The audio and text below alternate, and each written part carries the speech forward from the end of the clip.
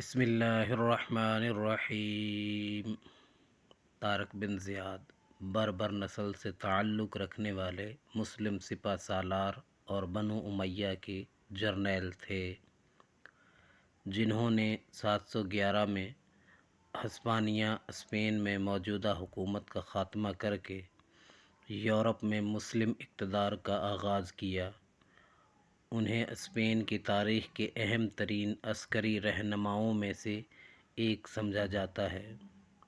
شروع میں وہ اموی صوبے کے گورنر موسیٰ بن نصیر کے نائب تھے، جنہوں نے ہسپانیہ میں موجودہ بادشاہ کے مظالم سے تنگ عوام کے مطالبے پر طارق بن زیاد کو ہسپانیہ پر چڑھائی کا حکم دیا۔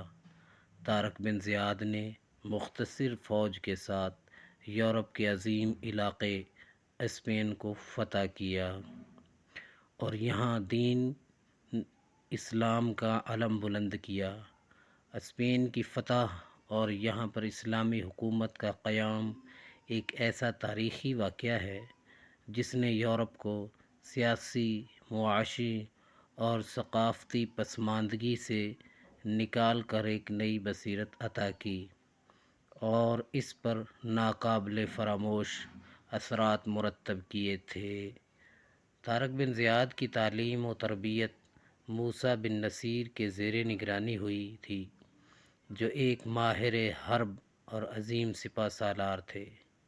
اسی لیے طارق بن زیاد نے فن سپہ گری میں جلد ہی شہرت حاصل کر لی۔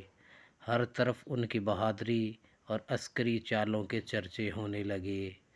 طارق بن زیاد بن عبداللہ نہ صرف دنیا کے بہترین سپہ سالاروں میں سے ایک تھے، بلکہ وہ متقی، فرض شناس اور بلند ہمت انسان بھی تھے۔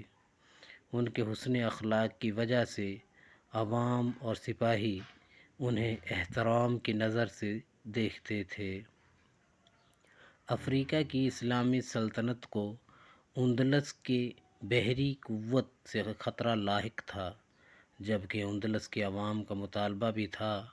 اسی لیے گورنر موسیٰ بن نصیر نے دشمن کی طاقت اور دفاعی استحکام کا جائزہ لے کر طارق بن زیاد کی کمان میں 7,000، بعض مورخین کے نزدیک 12,000 فوج دے کر انہیں ہسپانیہ کی فتح کے لیے روانہ کیا۔ 30 اپریل 711 کو اسلامی لشکر ہسپانیہ کے ساحل پر اترا اور ایک پہاڑ کے نزدیک اپنے قدم جما لیے، جو بعد میں طارق بن زیاد کے نام سے جبل الطارق کہلایا۔ طارق بن زیاد نے جنگ کے لیے محفوظ جگہ منتخب کی۔ اس موقع پر اپنی فوج سے نہایت ولولہ انگیز خطاب کیا اور کہا کہ ہمارے سامنے دشمن اور پیچھے سمندر ہے۔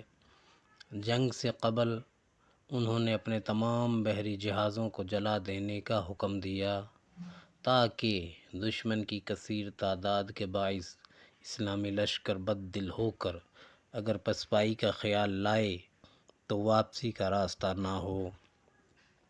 اسی صورت میں اسلامی فوج کے پاس صرف ایک ہی راستہ باقی تھا کہ یا تو دشمن کو شکست دے دیں یا اپنی جان آفریں کے سپرد کر دیں۔ یہ ایک ایسی زبردست جنگی چال تھی کہ جس نے اپنی اہمیت کی داد آنے والے عظیم سپہ سالاروں سے بھی پائی۔ 7,000 کے مختصر اسلامی لشکر نے پیش قدمی کی اور عیسائی حاکم کے 1,00,000 کے لشکر کا سامنا کیا۔ گھمسان کارن پڑا۔ آخرکار دشمن فوج کو شکست ہوئی اور شہنشاہ وقت مارا گیا۔ بعض روایتوں کے مطابق وہ بھاگ نکلا تھا جس کے انجام کا پتہ نہ چل سکا۔ اس اعتبار سے یہ جنگ فیصلہ کن تھی۔ اس کے بعد ہسپانوی فوج کبھی متحد ہو کر نہ لڑ سکی۔ فتح کے بعد طارق بن زیاد نے بغیر کسی مزاحمت کے دارالحکومت تلی تلہ پر قبضہ کر لیا۔ طارق بن زیاد کو ہسپانیہ کا گورنر بنا دیا گیا۔ طارق بن زیاد کی کامیابی کی خبر سن کر موسیٰ بن نصیر نے حکومت اپنے بیٹے عبداللہ کے سپرد کی اور خود طارق بن زیاد سے آ ملے۔ دونوں نے مل کر مزید کئی علاقے فتح کیے۔